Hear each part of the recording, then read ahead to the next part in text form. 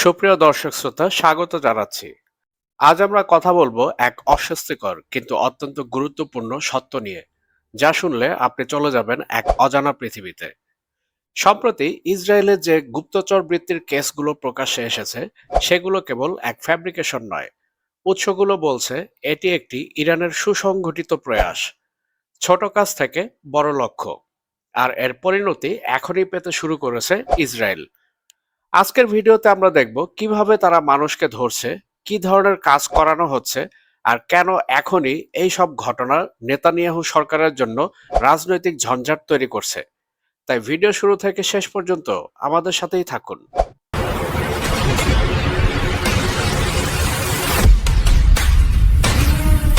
বিগত কয়েক মাসে ইসরায়েলের নিরাপত্তা বিভাগ, শিনব্যাট ও পুলিশ একের পর এক গ্রেপ্তার করেছে যাদের বিরুদ্ধে অভিযোগ তারা ইরানি গোয়েন্দার নির্দেশে বেরিয়েছিল, ছবি তুলছিল, নিরাপত্তা ইনফরমেশন জমা করছিল এবং সবশেষে সেটা ইরানের গোয়েন্দাদের পাঠাচ্ছিল। উদাহরণ: টিবেরিয়াসের এক 23 বছর বয়সী যুবক ইউসেফ এইন এলিকে ইরানি গোয়েন্দাদের থেকে টাকার বিনিময়ে তথ্য পাচার এর অভিযোগে অভিযুক্ত করে চার্জ করা হয়েছে। তদন্তে দেখা গেছে তিনি 2024 সালের শেষ থেকে ইরানি এজেন্টদের সঙ্গে যোগাযোগ রেখেছিলেন। এই ঘটনা ইসরায়েলকে কঠিনভাবে নাড়া দিয়েছে। ইসরায়েলের প্রতিবেদন ও আন্তর্জাতিক সংবাদ বলছে 2024 থেকে 2025-এ নজিরবিহীনভাবে স্পাই বা কোলাবোরেশনস কেস বেড়েছে। রিপোর্টগুলো বলছে ইরান একটি বিশাল স্প্রে অ্যান্ড প্রে কৌশল নিয়েছে। অচেনা টেক্সট বা টেলিগ্রাম লিংক দিয়ে সহজ কাজের প্রতিশ্রুতি দিয়ে মানুষকে প্রলুব্ধ করা। ছোট ছোট টাস্ক বা কাজ, পোর্ট, রেল, হাসপাতাল, বেস সাইটের ছবি বা পর্যবেক্ষণ, এরপর কাজগুলো ধাপে ধাপে বড় হয়। কখনো কখনো অর্থ প্রদান ক্রিপ্টো বা অনলাইন পেমেন্টে করা হয়। এই নিয়োগ কৌশল বিস্তারিতভাবে রিপোর্ট করেছে গার্ডিয়ান ও অন্যান্য সংবাদ মাধ্যম। সহজ কথা, এটি ভাড়া চালিত গুপ্তচর নয়, বরং বড় আকারের জনশক্তি গঠন।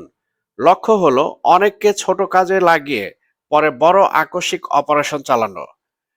দ্য গার্ডিয়ান এর তদন্ত এই ট্রানজিশনাল এসকেলেশন মডেলকে চিত্রায়িত করে। এখানে গুরুত্বপূর্ণ দাবি, ইরান সফলভাবে তাদের কাজ চালিয়ে যাচ্ছে। এটি কোনো বাড়তি কথা নয়, বরং বাস্তব।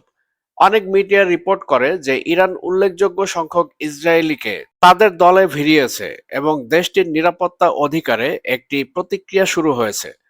অপরদিকে ইরানের ভিতরেও হাজারেরও বেশি ইসরায়েলের এজেন্ট গ্রেপ্তার হয়েছে, যারা অর্থের বিনিময়ে ইসরায়েলের হয়ে কাজ করত। আন্তর্জাতিক রিপোর্টগুলো দেখায় যে ইরানের কৌশলে প্রত্যেকটা ছোট কাজই ছোট আকারেই ছিল, কিন্তু পরোক্ষভাবে তা বড় স্থানের জন্য ব্যবহার করা হয়েছে, যার কারণে ইসরায়েলও এখন তীব্রভাবে সতর্ক। মূল বিষয় হচ্ছে ইসরায়েল যেমন ইরানের ভেতর তাদের এজেন্ট দিয়ে অস্থিরতা তৈরি করতে চেয়েছিল দেশটির সর্বোচ্চ নেতা আয়াতুল্লাহ খামেনিকে সরিয়ে দেওয়ার জন্য, ঠিক একইভাবে তারাই ফেঁসে গিয়েছে ইরানের জালে। ইরান নিজেও ঘোষণা করেছে সারা দেশে গুপ্তচর খোঁজে ব্যাপক অভিযান চালাচ্ছে। কিছু কেসে তাদের দাবি অনুযায়ী তারা বড় সাফল্য দেখিয়েছে। অন্যদিকে পশ্চিমা সংবাদ মাধ্যমগুলো বলছে অনেক কেসে ওভাররিচ বা ভুল অভিযোগও রয়েছে। তদুপরি ইরান বিগত কয়েক মাসে তাদের অভ্যন্তরে বিভিন্ন ইরানি নাগরিক যারা গুপ্তচর বৃত্তিতে নিয়োজিত ছিল ইসরায়েলের হয়ে, তাদেরকে ব্যাপক আকারে ধরপাকড় করা হয়েছে এবং উল্লেখযোগ্য পরিমাণে শাস্তিও দেওয়া হয়েছে। ইসরায়েল সরকারও এখন পরিস্থিতি হালকাভাবে নিচ্ছে না। সিনব্যাদ এর সঙ্গে যৌথভাবে তারা ইজি মানি হ্যাভি কস্ট জাতীয় ক্যাম্পেইন চালু করে নাগরিকদের সতর্ক করেছে। টাকার বিনিময়ে আপনি দেশের বিরুদ্ধে কাজ করলে পরিণতি কঠোর হবে।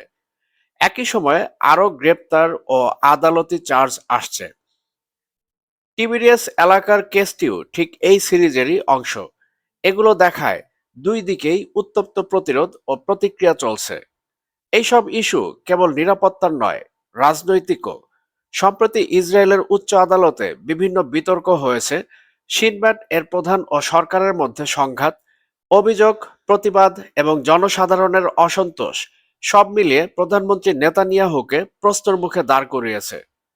যখন নিরাপত্তা বিষয়ক কেসগুলি বৃদ্ধি পায়, জনগণ সরকারকে জিজ্ঞেস করে আপনি কি পর্যাপ্ত ব্যবস্থা নিয়েছেন?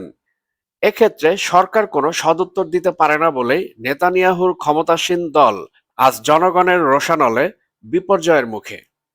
বন্ধুরা, আজ আমরা দেখলাম ইরান কিভাবে পৃথক প্রচেষ্টা থেকে বড় একটি কৌশল তৈরি করেছে।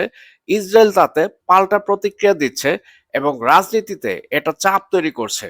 বিশেষ করে নেতানিয়াহুর বর্তমান অবস্থান খুবই নাজুক, কারণ তার দেশের মানুষই এখন তার বিরুদ্ধে সোচ্চার। শুরুতে বলেছিলাম, এখানে কোনো সরল গল্প নেই, আছে বহুস্তরীয় কৌশল ও প্রতিক্রিয়া।